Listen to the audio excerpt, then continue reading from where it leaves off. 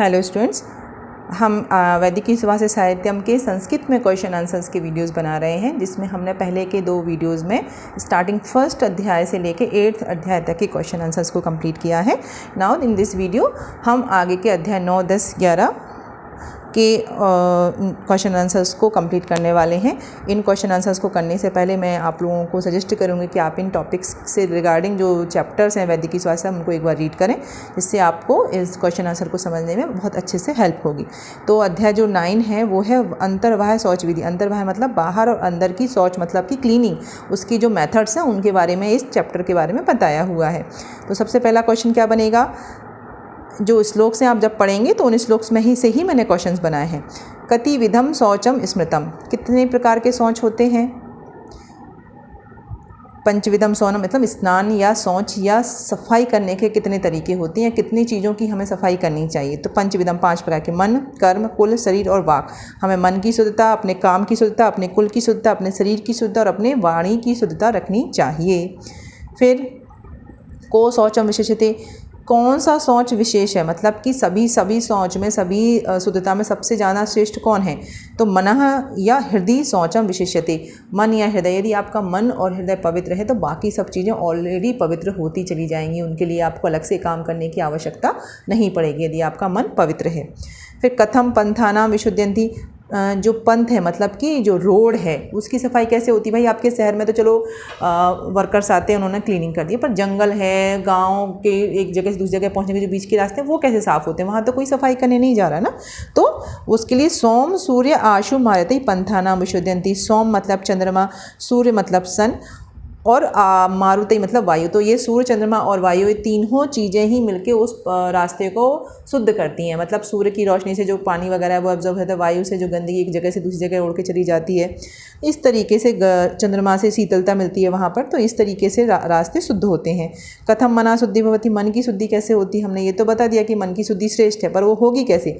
धर्मेण अध्यात्म विद्याया मना शुद्धि भवति, मन की शुद्धि के लिए धर्म और अध्यात्म विद्या का जानना बहुत ज़रूरी है। मतलब आपको ये पता होना चाहिए कि आप क्यों यहाँ पर हो और आपके क्या क्या राइट्स हैं, पहली चीज़, और आपको दूसरों के लिए क्या क्या करना चाहिए, आपका धर्म क्या है। धर्म से मतलब कर्तव्य है आपके घर के अंदर, आपके जो रिलेशन में आप हैं उनसे समझ, आपके कर्तव्य क्या है, आपकी सोसाइटी के प्रति क्या कर्तव्य है, आपके देश के प्रति क्या कर्तव्य है। और अध्यात्म मतलब कि अपनी आत्मा का ज्ञान। ये कुछ चीज़ें ऐसी हैं, यदि आपको इनके बारे में पता रहता है तो हम बहुत सारे गलत काम करने से बच जाते हैं, इसी से मन शुद्ध होता है। सर्वेशाम शौचानाम को शौचा परमेश्वरम, सभी प्रकार के शौचों में कौन सा शौच है, सभी प्रकार के शौचों में अर्थ शौचम परमेश्वरम, मतलब कि देखिए ऊपर जो है वो जो विशेषण है, वो विशेषण मतलब कि आपको वो इसीलिए विशेष है क्योंकि उसकी शुद्धता सब चीज़। अगर आपका मन पवित्र है तो आप गलत काम नहीं करेंगे, गलत काम से पैसा नहीं कमाएंगे, है ना। पर यहाँ पर जो श्रेष्ठता बताई है वो किस पर्पज़ से बताई है, अर्थ शौचम मतलब कि पैसे का शुद्ध होना। आज के समय में हम देखते हैं कि वो लोग गलत तरीके से पैसे कमा के लाके, पैसा कमाना ही एकमात्र उद्देश्य होने के कारण लोग वह गलत काम करके भी पैसे कमाते हैं। लेकिन अगर आपका मन शुद्ध होगा तो आप गलत काम नहीं करेंगे, तो आपका अर्थ अपने आप पवित्र होगा। लेकिन यदि आपका मन पवित्र नहीं है तो आप गलत काम में इन्वॉल्व हो जाएंगे, क्योंकि अगर सिर्फ फोकस पैसा ही कमाना है, किसी और चीज़ पे ध्यान नहीं देना है, तो चोरी करने वाला भी सही है अपनी जगह पर, मर्डर करने वाला भी सही है अपनी जगह पर। हर किसी को आप सही बोल दोगे ना, क्योंकि सब बोलेंगे कि हमको तो पैसा चाहिए था, हमको इसलिए वो हमने काम किया। लेकिन क्या वो सही है? वो सही नहीं है। पैसा कमाना एकमात्र उद्देश्य नहीं होना चाहिए। अगर आपको पैसा कमाना है तो जो नियमोक्त काम है उनसे करके यदि आप पैसा कमाएंगे तो वो एक पवित्र धन होता है, और उस धन से ही आप आगे बढ़ के अच्छा लाभ ले सकते हैं। फिर लास्ट है सत्व शुद्धे किम फलम संति, सत्व की शुद्धि से क्या होता है, मन की शुद्धि से क्या फल प्राप्त होता है। सत्व शुद्धि सौमनस्याग्रये इंद्रियाज आत्मदर्शन योगत्वानि, अच्छा मन होने से क्या होता है, सौम्यता आती है, इंद्रियां पवित्र होती हैं और आत्मदर्शन के योग्य बनती हैं। देखिए ये सब जो टॉपिक्स हैं वो डीपेस्ट टॉपिक्स हैं, और इनके बारे में अगर डिस्कशन किया जाए तो बहुत लंबा डिस्कशन हो जाता है, लेकिन उतना लंबा डिस्कशन हम यहाँ नहीं कर रहे हैं। लेकिन इतनी बात हमें ज़रूर समझनी चाहिए कि यदि हमारा मन सही रहता है तो हम बहुत सारे गलत कामों को रोक सकते हैं होने से, और उसकी वजह से एक जो शांति हमको मिलती है वो प्राप्त होती है। इस समय जो भागदौड़ वाला जीवन है उसमें हमें यदि एकाग्रता मिले, हमें सौम्यनस्यता मिले, हमें शांति मिले, तो वो बहुत बड़ी चीज़ होती है। ठीक है, तो सत्व शुद्धि से हमको ये प्राप्त होता है, उसके योग्य शरीर बनता है। एकदम से तो नहीं जाके हमको आत्म साक्षात्कार हो जाएगा कि नहीं हमारा जीवन किस लिए है, हमें क्या करना चाहिए क्या नहीं करना चाहिए। स्टार्टिंग धीरे धीरे ही होती है, और उसके सबसे पहला स्टेप है मन शुद्धि। मन की शुद्धि होनी चाहिए। मन की शुद्धि के लिए धर्म और अध्यात्म का ज्ञान होना चाहिए। तो ये स्टेपिंग है, आपको एक पहला स्टेप ये कंप्लीट करना है, फिर दूसरा स्टेप यहाँ पहुँचेंगे, फिर थर्ड स्टेप, ऐसे ऐसे ऐसे चल के ही हम आगे बढ़ते चले जाते हैं। तो इस तरीके से ये हमारा 9th चैप्टर कंप्लीट होता है। नेक्स्ट है 10वां अध्याय जल विज्ञानी। जल के बारे में इसमें बताया है। इसके क्वेश्चन आंसर क्या है। स्वस्थस्य वैद्यस्य वृत्ति किम बिना नास्ति। चाहे वो स्वस्थ व्यक्ति हो चाहे वो रोगी व्यक्ति हो, उसकी वृत्ति मतलब उसका जीवन किसके बिना नहीं है, जल के बिना नहीं। जल ही जीवन है। स्वस्थस्य रोगी का जीवन किसके बिना नहीं। स्वस्थस्य वैदितस्य वृत्ति तोयम बिना नास्ति। तोय मतलब जल, जल का पर्याय तोय है। किम उदकम पथ्यते में श्रेष्ठतम। कौन सा जल सबसे श्रेष्ठ है, सबसे पथ्यतम है, मतलब शरीर के लिए श्रेष्ठ है। अंतरिक्ष उदकम पथ्यतम एवं श्रेष्ठतम। अंतरिक्ष जल जो बरसात का डायरेक्ट जल होता है वो सबसे श्रेष्ठ होता है ज़मीन के गिरने से पहले। ज़मीन पर गिरने पर उसकी प्रॉपर्टी उसमें आ जाती है। तो जो बस अंतरिक्ष से गिरा और आपने उसको कलेक्ट कर लिया, दैट इज़ द शुद्ध। कथम विषय शुद्धि भवती। विष की शुद्धि कैसे होती है। अगस्त तारा उदय विषय शुद्धि भवती। देखिए वर्षा ऋतु में बहुत सारे कीड़े वगैरह वो सब हो जाते हैं, उसके बाद अगस्त तारा का उदय होता है। तो अगस्त तारा का उदय होने से प्रकृति में जो विषज भाव पैदा हो गए हैं किसी भी कारण से, वो सब वहाँ पर नाश होने से प्रभाव से होता है। ठीक है, ये सब चीज़ें प्रभाव के कारण होती हैं। हंसोदक के उदकम।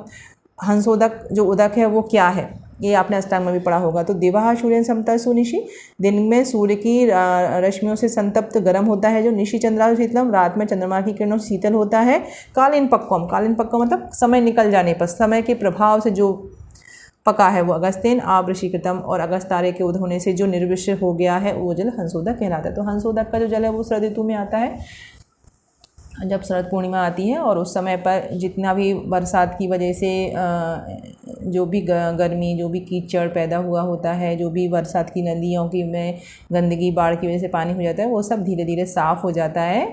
और इसीलिए उस जल को हंसोदक कहते हैं, जिससे उसको आप विभिन्न काम में उपयोग ले सकते हैं। पीने में भी ले सकते हैं और अन्य कामों में भी ले सकते हैं।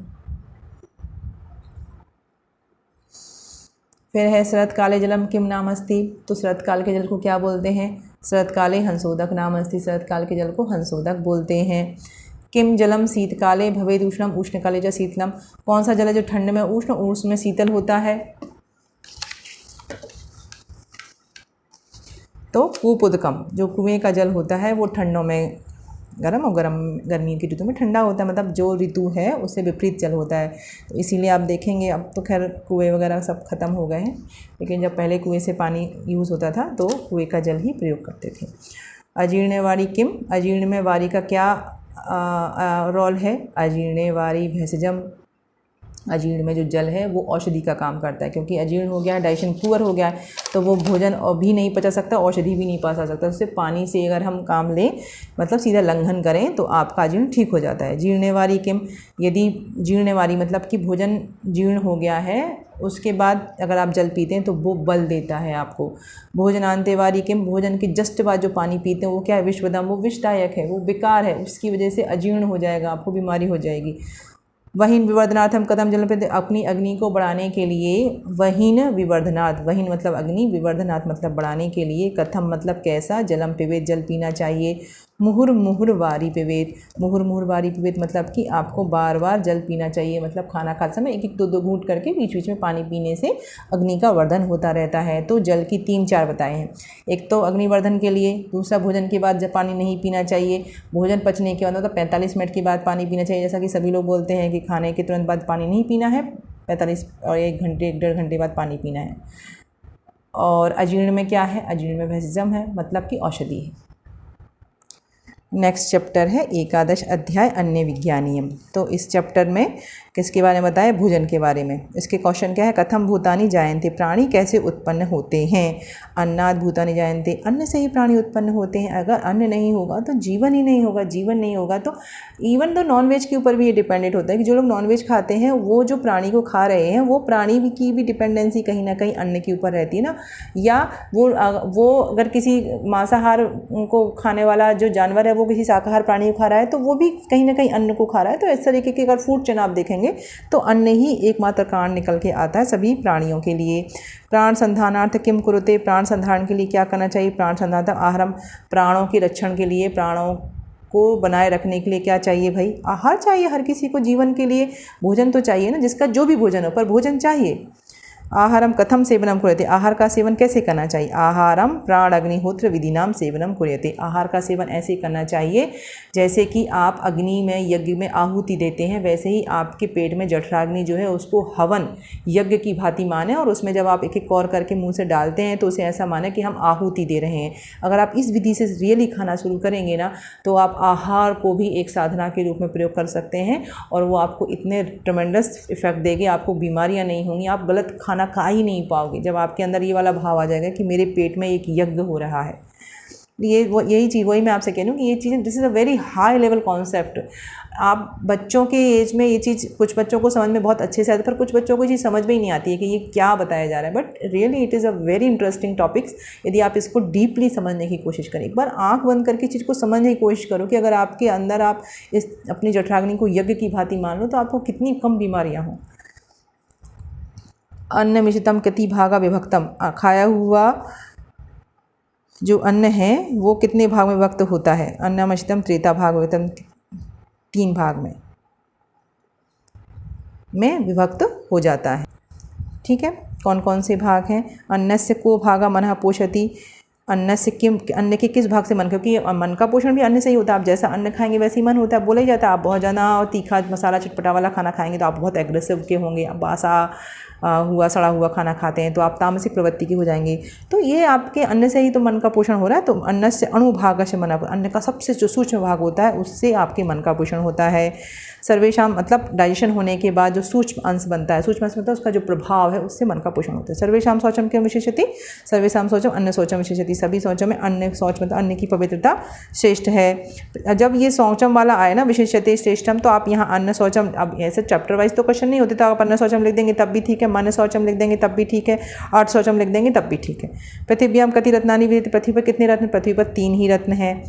जल, अन्न और सुवासित। जल होना चाहिए भाई, भोजन होना चाहिए और अच्छे बोलने वाले लोग होने चाहिए। इसके बाद इसके अलावा बताइए आप और क्या रत्न है?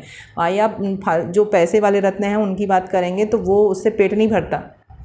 आपको प्यास लगी हो और आपको भूख लगी हो, आपकी प्लेट में वो बहुत सारे रत्नों को रख देंगे तो क्या आप उनसे अपना जीवन बचा सकते हैं? आपको अल्टीमेटली आहार ही चाहिए ना, पानी ही चाहिए और पेट भरा हुआ है, भोजन है, सब कुछ है और आसपास गाली गलौज करने वाले लोग, मारपीट करने वाले लोग हैं तो क्या आपको सुकून है? नहीं है। तो आपके पास अच्छे बोलने वाले लोग होने चाहिए। ये 3 ही चीज़ें बहुत अच्छी हैं जीवन में, इसके अलावा सब व्यर्थ है। तो ये चीज़ यहाँ पर बताई हुई है। तो इस तरीके से हमने यहाँ पर 9, 10 और 11 3 चैप्टर को कंप्लीट किया। आप इनके संबंधित पहले अध्याय को पढ़ें फिर इनके क्वेश्चंस को करेंगे तो आपको ये इजीली समझ में आएगा और बहुत अच्छे से आप इसको कर पाएंगे। इन सभी वीडियोस को यदि आपको पसंद आते हैं और आपको लगता है कि हाँ ये आपकी हेल्प कर रहे हैं तो आप इस चैनल को सब्सक्राइब करके अन्य लोगों को, अन्य बच्चों को भेज सकते हैं जिससे कि उनकी भी हेल्प हो सकती है। एग्ज़ाम में इस टाइप के क्वेश्चन आने ही होते हैं तो आप इनको पढ़ के अच्छे से अच्छे इनको परफॉर्म करके मार्क्स को गेन कर सकते हैं। Thank you very much.